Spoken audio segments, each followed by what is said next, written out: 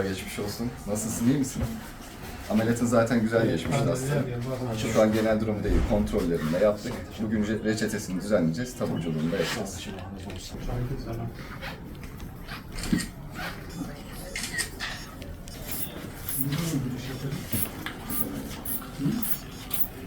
Ben operatör doktor Berkay Eren, üroloji uzmanıyım.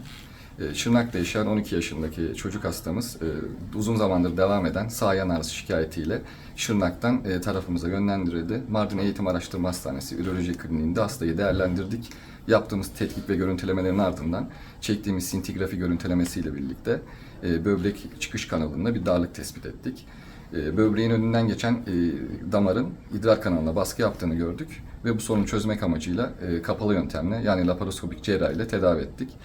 Daralan kısmın onarımını başarıyla gerçekleştirerek idrar kanalını yeniden sağlıklı hale getirdik. Bu ameliyat laparoskopik yani kapalı olarak Mardin'de ilk defa gerçekleştiriliyor. Artık çevre illerdeki hastalarımız daha uzak yerlere gitmek yerine Mardin'de tedavilerini olabilirler. Bildiği üzere laparoskopik cerrahi yani kapalı ameliyatın açık ameliyattan önemli avantajları var.